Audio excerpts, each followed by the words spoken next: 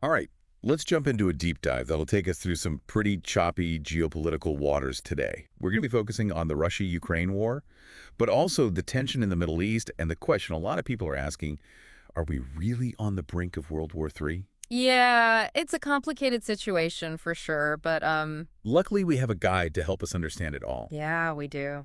We're going to be digging into this recent interview with Jeffrey Sachs. Now, he is a pretty well-known economist, geopolitical expert. Right. He advised governments all over the world. I mean, the guy's studied global trends for decades, and he really isn't afraid to challenge like the conventional wisdom. No, he definitely doesn't hold back. So let's just dive right in, huh? Let's start with the Middle East. Sachs makes a really strong claim. He says that Israel wants to basically dominate the region, hmm and he even goes so far as to suggest that they're deliberately provoking Iran, hoping to drag the U.S. into a war. Yeah, and what's so interesting is how Sachs brings up the 1956 Suez Crisis as a comparison. Back then you had Israel, France, and Britain all trying to take control of the Suez Canal after Egypt nationalized it. Right. And President Eisenhower basically forced all three countries to back down. So what Sachs is suggesting is that Israel's trying to pull off a similar move today, but this time with Iran as the target. Yeah, and it is a pretty bold statement to make. He even says that Israel effectively controls U.S. policy. I mean, Yeah. he even mentions how Netanyahu gets standing ovations in Washington, whereas Biden, well, not so much. Right. What do you make of all that? I mean, is he right? I mean, it is important to acknowledge, the complexity of the U.S.-Israel relationship. I Absolutely. mean, there are definitely shared interests there. But, to say that Israel has complete control over U.S. policy, I don't know. That might be oversimplifying things just a bit. But Sachs' point does raise an important question, doesn't it? I mean, what happens if one country does have that much influence over another? What does that mean for the future of the region? What does it mean for the U.S.'s own foreign policy goals? Yeah, I mean, it definitely adds another layer of complexity to an already complex situation. Yeah. But, okay, moving on. Things get, well, even more serious when Sachs just straight up states that he believes the world is on a path to World War III. It's a scary thought, but I think to understand his reasoning here, you have to look at his historical perspective. Hmm. So Sachs draws this parallel to World War I, Uh-huh. which was sparked by the assassination of Archduke Franz Ferdinand, right? Right. An event that at the time it seemed insignificant. I mean, it didn't seem like it was going to lead to a global conflict, but obviously it ended up having catastrophic consequences. And Sachs's argument is that we're kind of in a similar situation now. With all these potential flashpoints around the world and a lot of dangerous rhetoric being thrown around. And he's very critical of politicians who downplay the risk of war, Yeah. especially with the existence of nuclear weapons. What really stuck with me from the interview, though, was his question. If seemingly small events can trigger these huge global conflicts, how can we better understand and mitigate those risks? I mean, it feels incredibly relevant today, right? Absolutely. I mean, we can't afford to be complacent when it comes to the threat of war. No. Like you said, especially in a world with nuclear weapons, the stakes they're higher than ever. Okay, so let's shift our focus a little bit now to the war in Ukraine. And Sachs doesn't exactly hold back here either. He calls the U.S. approach to the conflict reckless, and he really emphasizes the immense human cost, Yeah. an estimated 600,000 Ukrainian deaths so far. Devastating number. And he also talks about the potential for this conflict to escalate into a full-blown nuclear confrontation. Which is terrifying to even think about. Absolutely. Ah. It's terrifying. But, okay, so Sachs is basically challenging the dominant narrative that we often hear in the West. Right. He argues that the war didn't start in February 2022 with the Russian invasion. Mhm.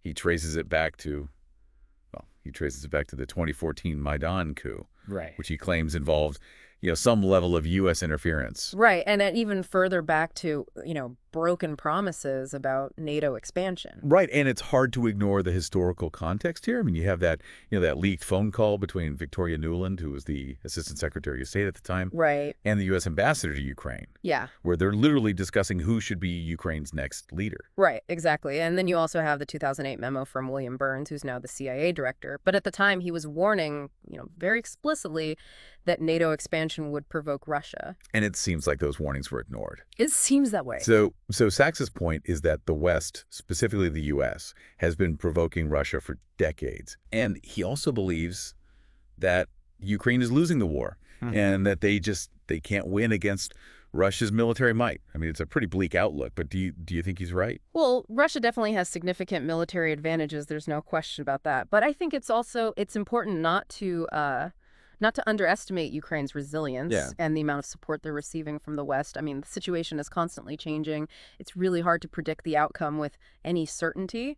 But I think we can certainly analyze the factors at play and try to make some educated guesses. And Sachs also criticizes Western leaders, for prolonging the conflict and pushing this narrative that doesn't really align with what's actually happening on the ground.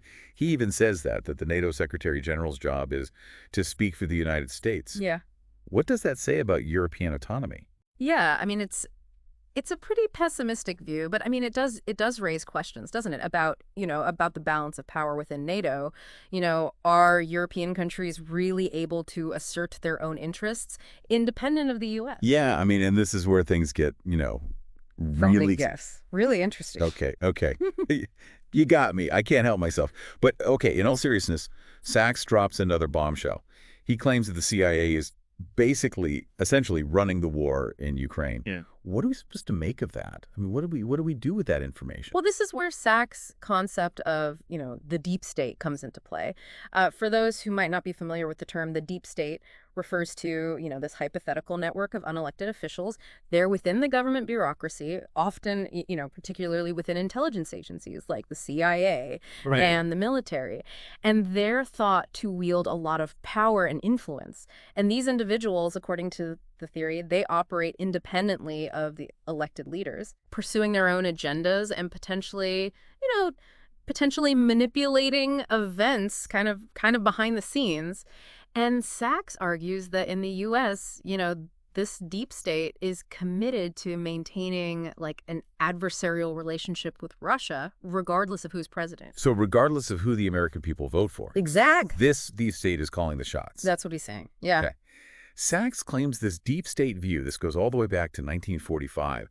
I mean, he even brings up Operation Unthinkable, which was the plan that Churchill considered to attack the Soviet Union immediately after World War II. Okay. I mean, it's wise. It's a thought-provoking idea, isn't it? I mean, how much influence do intelligence agencies actually have on global events? What's the appropriate level of transparency? Should we know more about what they're doing? These are all, questions worth thinking about. Absolutely. It's a chilling thought to consider that, these powerful unelected forces might be operating behind the scenes. Yeah. Shaping events in ways that we don't fully understand. It definitely raises concerns about accountability and democratic oversight. Who's really in control here? And Sachs goes on to argue that even U.S. presidents, I mean, even with all their authority, they have limited power to change this deeply ingrained foreign policy. It's a pretty bleak picture of the U.S. political system, isn't it?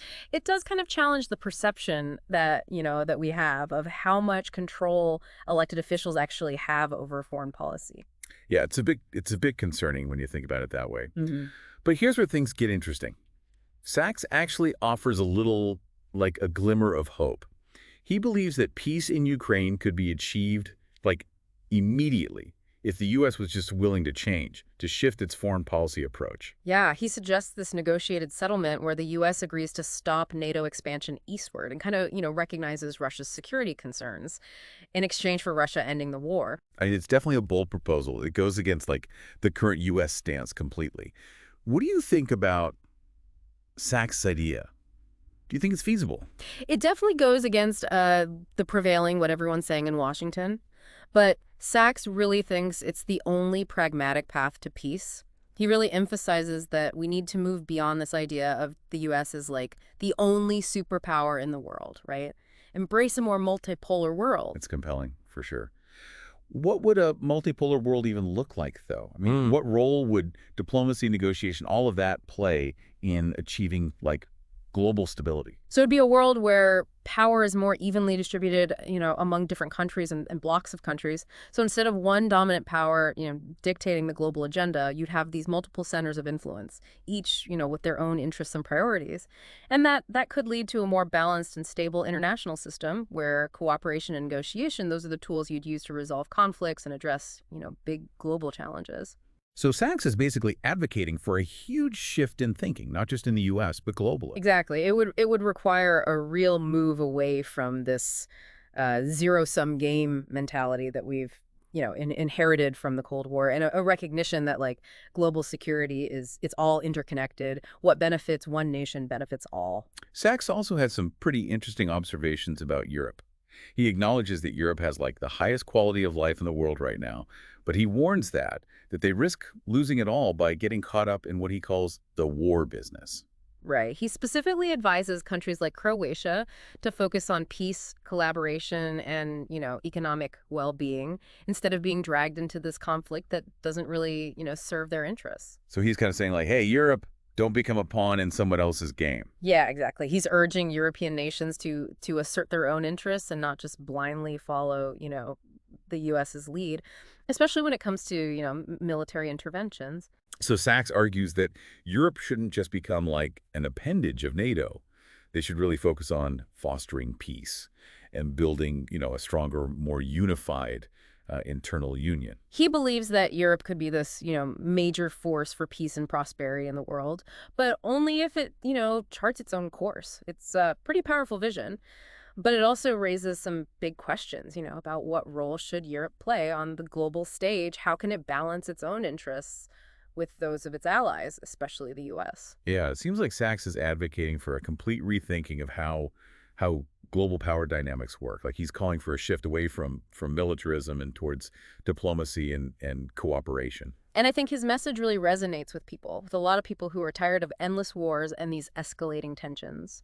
They see the need for a new approach, one that prioritizes dialogue and peaceful resolution of conflict. So if we're trying to like rack up our deep dives into Jeffrey Sachs' perspective, what would you say are the key takeaways? I mean, first, he's arguing that, the world is at a crossroads. We're facing some really serious challenges, from the conflict in the Middle East to the risk of global war.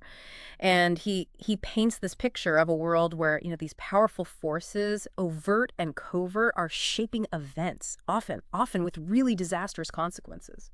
And he doesn't really shy away from assigning blame either. No, he doesn't. He points fingers at the U.S., at its foreign policy, its role in fueling the conflict in Ukraine.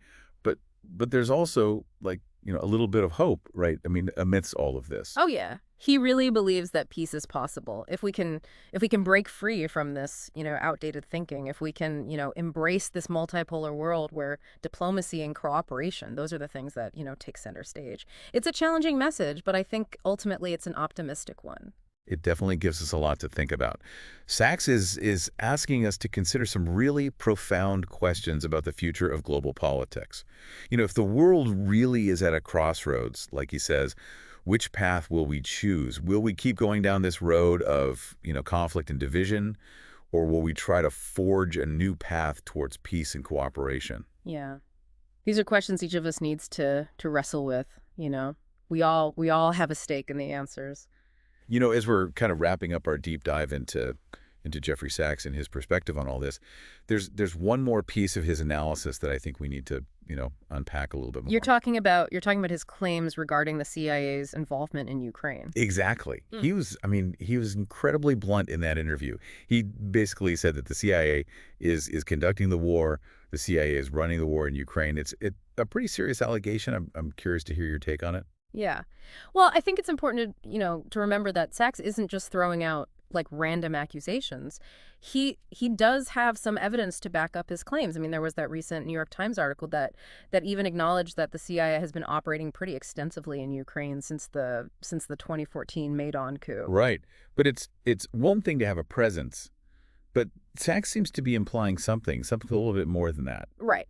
He is, and this is where his whole argument about the deep state comes back into play. He sees the CIA as kind of a key instrument of this unelected, bureaucratic network, and that this network is just committed to maintaining this adversarial relationship with Russia. And it doesn't matter who's in the White House. It doesn't matter who the president is. So he's suggesting that the CIA is basically like carrying out its own agenda, Hmm. which may not even, align with the stated policies of the U.S. government. Yeah, that's his argument. And he traces this whole deep state view all the way back to 1945. I mean, he even mentions Churchill's Operation Unthinkable, that plan to attack the Soviet Union right after World War II. It's kind of a lot to take in. I mean, he's painting this picture of like this deeply ingrained, anti-Russian sentiment, and it's within, the U.S. power structure, and he sees the CIA as the main tool to like enact that worldview. It's a pretty provocative perspective, and whether or not you agree with his assessment, it does raise these really crucial questions,